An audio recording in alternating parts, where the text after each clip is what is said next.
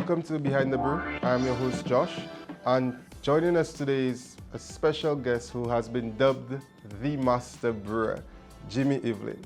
Jimmy, take it away. Give me a brief introduction. Yeah, Jimmy Evelyn, and I've been with Heineken for the last 34 years, and I was the brewmaster in the production of Piton Beer. I came in here first as quality controller, leaving the hospital, Victoria Hospital, as a medical technologist, and I was employed here as a quality controller. Okay, and what has that journey been like for you, from hospital to making beer and getting dubbed the Master Brewer? Well, it was a different situation. I mean, coming in from the laboratory to a quality controller position is basically managing a laboratory. Mm-hmm. So in terms of managing a laboratory, it was not very different, but the product was different. In the hospital, it was blood and blood serum and other products, mm-hmm. But here it was beer, a tangible product you drank, yeah, and you produce for a consumer. So there you had to ensure that, being a medical technologist is a serious job, yes, but brewing beer, you have a large consumer out there who want to ensure that they drink proper beer. So you had to ensure that the quality was always consistent, yes, and people could enjoy the product. Okay, understood. So straight from quality control, I take it this is where the concept of Piton originated. Well, actually, not from quality control, mm-hmm, position. Basically, the creation of beer really starts from the commercial department. Okay. First, they wanted a product which either compete with another product, or a product which would fill a gap within the sphere of products on the market. Mm-hmm. And as a brewmaster, your responsibility is also to enable the commercial department and the innovation department to come to a consensus on what they need. Because in the end, you have to brew that beer, make all the calculations to ensure all the ingredients are adequate, and mm-hmm, the taste, right? The proof of that pudding, yeah, is in the tasting. So you ensure that the tasting of the beer is what the commercial department wants. Okay. And that's where Piton came out. We needed a beer to compete in the market, and then they gave all the requirements, and there I was having to decide, okay, how are we going to make this beer? See what's on the market, analyze them, see how they work, and then decide how are we going to make a product which will be able to compete with the competitors in the market. And how long ago was that? About 31 years ago. The first brew, we did that first brew on the 7th of October, 1992. 1992? Yes. I wasn't even born yet. Yeah. But it was an exciting and, invigorating time. It was, a time where we had stiff competition on the market, and we had to do something. Yeah. You mentioned exciting. Were there any other challenges you faced along the way? Were you anxious, nervous, like not knowing what to expect? Listen, starting that project, having to develop that brand, you had to decide, okay, first you have to get all the calculations right, all your raw materials, ensure that they're correct quantity, ensure that your temperatures are correct, your elevation temperatures, your timing is correct, and to ensure that at the end of that brew, it comes out exactly what you want to do. Then you get the fermentation, storage, and all along the way you analyze and taste and see if it's what you want.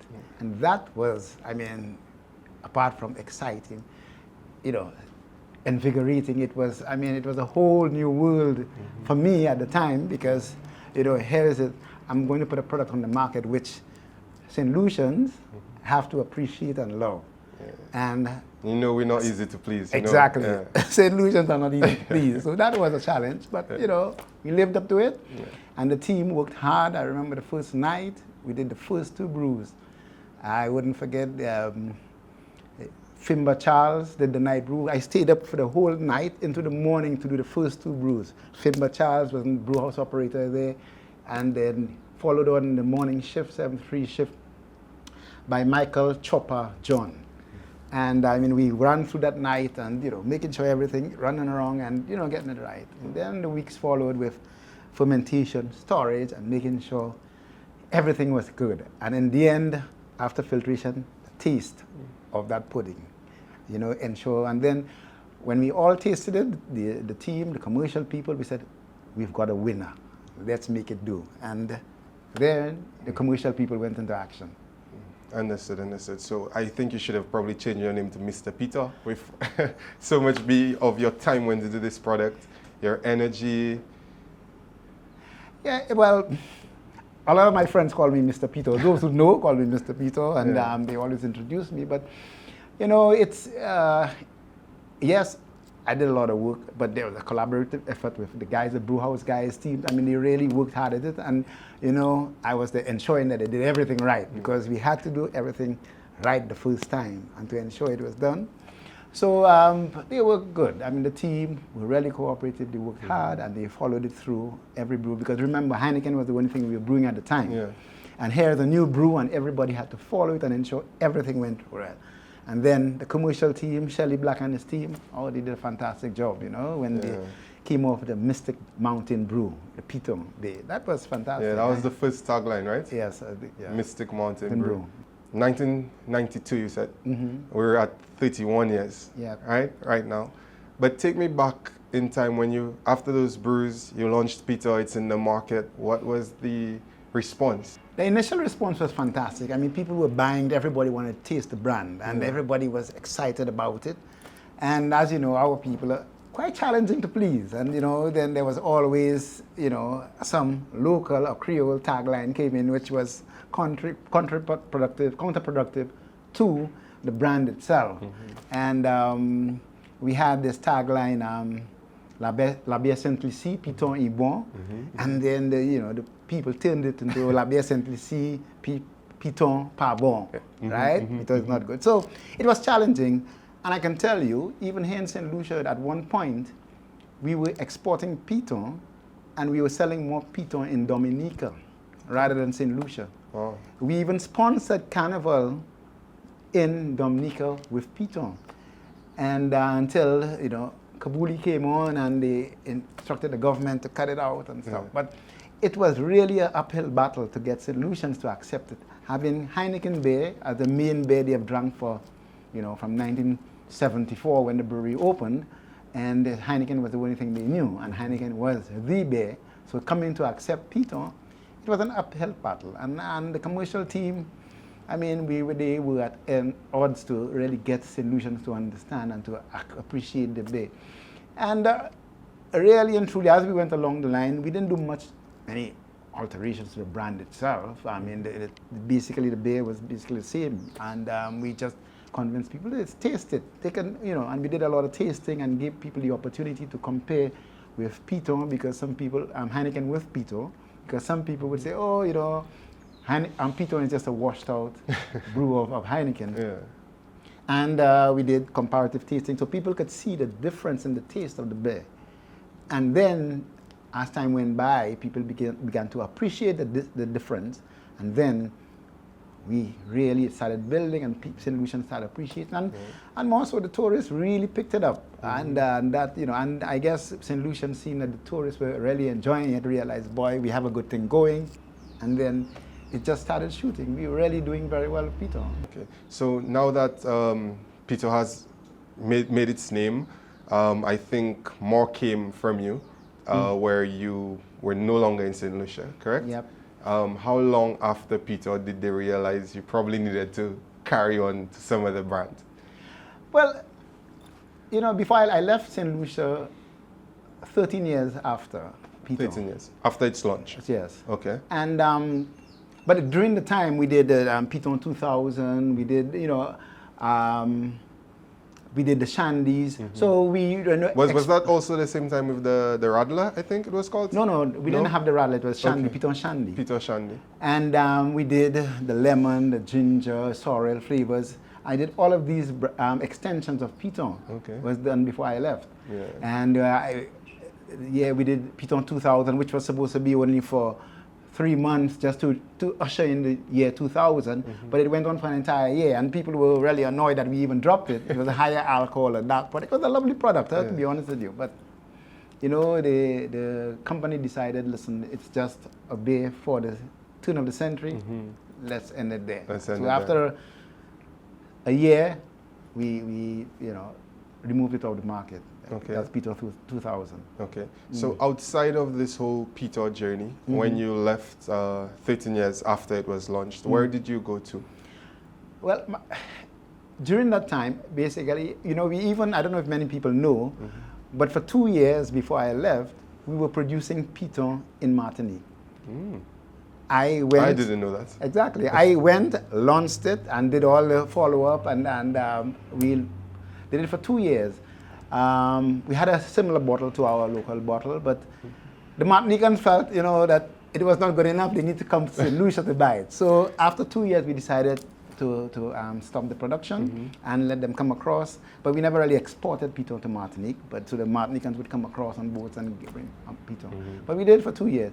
And during that period, apart from doing Piton, I was more or less the brewing, let's put it, technician around the brewery. If we had a problem in Dominican Republic, I remember we had Bohemia Brewery there. We had some challenges of filtration. I went there to solve it.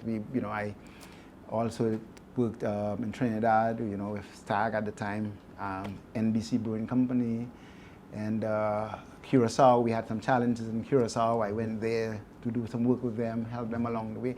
So I did a lot of work in the region before I left. And before I left for Holland, I was in Curacao for 2 months, and then I moved to Holland. And in Holland, I was the senior consultant for Africa, Middle East. Okay. And there I was responsible for 11 breweries, 7 in Nigeria. 11 breweries. 11 breweries. There I was the Master Brewer. So here I was going through all these breweries and ensuring things were going, helping. As a Master Brewer, it's not a matter of just designing and creating beers. It's a matter of also optimizing the performance, ensuring that the brewing is right, and how we could maximize the whole process. So that was part of the consultant. That was part of my job in the Heineken group. So I had 7 breweries in Nigeria, and Nigerian breweries 5, and consolidated breweries 2. Then I had 2 breweries in Ghana, Kumasi and Achimota, then 1 in Lebanon and 1 in Lebanon? Jordan. Yes, Lebanon. And Jordan. I think the only times I've heard about those places is in the Bible. Yeah, but I spent 5 years in Holland doing this, and you know, it has been very educational, because I thought, you know, going to Africa, here I was going to brewery, and Nigerian breweries were doing 6 million hectoliters at the time. In Saint Lucia, when I left, we were doing 110,000 hectoliters. And here I am going to this brewery, insane number. And I'm saying to myself, what does this guy who, you know, coming from this brewery have to contribute? And I tell you, when I walked through these breweries, it was amazing, because the equipment I saw there were equipment I read at brewing school. It was so antiquated, but yet they made it work. Yeah. And here I was, the consultant said, how are we going to improve the efficiency? How am I going to make this work? How are we going to improve the mash filter? How are we going to do this? And challenging the guys and, you know, instructing them along the way. And when I left Saint Lucia, we also had the new version of the EBI to, you know, to look at bottles and stuff. So here I am, you know, going into this much bigger breweries, but the technology was very low. So then I realized how advanced I was technically, and how much I could contribute. So from there, once I got comfortable in Nigeria and Ghana, it was just, you know, going with the flow. And it has been great, you know, educationally. I learned a lot, helped a lot, trained a lot of brewers, got them up to speed. Some of them are brewery managers. Some of them, you know, have done very well, you know, in Nigeria, Ghana, and, you know, they've moved on. And Lebanon, you know, Jordan. But it has been a really good journey, exciting journey. Really learned a lot, you know, helped a lot of people, and worked a lot. Yeah. So, I mean, I guess you were not dubbed the Master Brewer all for show, because you've been traveling around the world, teaching and educating people based on what you know. But how many other products have you launched in other breweries? Okay, I've launched 4 products. 4. In Mozambique, it was Chila and Preta. In Ghana, I did Starlight. And in Bahamas, I was brewery manager in the Bahamas for 5 years. I launched Eclipse. Right. And all of those products are existent still today? To the best of my knowledge, yes. Eclipse was produced just to fight the competition in Grand Bahama. The Sands Brewery opened, and we built, we produced this beer just to fight that the competition, Science Bay. But to the best of my knowledge, I think all of them are still around. Yeah, Okay. all of them are still around. That's- Preta, we stopped Preta after a while because it was not really what we really needed to get. We redesigned it, and now there's a new brand out. But after I left, basically I still help them along. But it's part of the job. Yeah, it is. It is. So you get some wins here, some losses there. Exactly. Yeah. Okay. How many countries would you say you've worked in the capacity of Heineken? Well, between auditing, training, consulting, etc. I've worked through 14 breweries and lived in 6 countries. Wow. And And you're originally Saint Lucian? I'm originally Saint Lucia. Yeah, I don't think many people get such an opportunity to. Agreed, totally. It's a wonderful opportunity, and I think I say to many of the young people now, if you get that opportunity, grasp it and move on it and do the best you can, because there's a world out there which in Saint Lucia we're not aware of, and it really opens your mind and gives you experiences you'll value for life. And also for me, I left here with my kids. My son was 8 months. Oh, you already had kids? Yeah, I already had kids. My son was 8 months and my daughter was 4 years, and they have traveled the world, and they've gone to international schools, and because of that, my son was in volleyball, my daughter in football and volleyball. So they visited many countries in Africa, which I didn't visit, but most of my visits were to work, Ethiopia, and... You didn't get to tour Ethiopia? Yeah, I worked in Ethiopia. I did a IBA audit in Ethiopia, and and I'd been there twice again to do other things in Ethiopia. So I didn't live in Ethiopia. So, but my kids, they went to all over, Côte d'Ivoire, Benin, you name it, they were all over playing for the schools, West Africa schools and the East Africa. When we moved to Mozambique, we lived in Mozambique for 5 years, 4.5, almost 5 years in Mozambique. So they had opportunities, and being in international schools, they went to, projects in Switzerland, all over the place. They were, they did, it was good. So it's an opportunity I would, encourage any young St. Lucians. If you have it, take it and run with it. There are fears when you start off. When I went to Holland for the first time, spent my Christmas having to have Kentucky for Christmas. It had its challenges, but overall, I wouldn't regret it for one bit. I will do it over and over again. Yeah. And this was an opportunity that was, given to you all because of your knowledge and success with Piton. Not only that, because as I said, I was like the fix-up in the region. So I was always, every time there was a problem, Skeurig would call me, Jimmy, we have a problem there. Can you go there and fix it? So I would be hopping through all the islands, Trinidad, Curacao, Dominican Republic. I did an audit in Jamaica, and I helped out at Panama, Costa Rica. You were all over. So let's put it this way: I was dependable to get things done. So you set your mark, you work hard, and trust me, it's hard work. And you get your feet wet, and you do what you need to do. But in the end, the benefits are enormous. Thanks for tuning in to today's episode of Behind the Brew. I've been your host, Josh.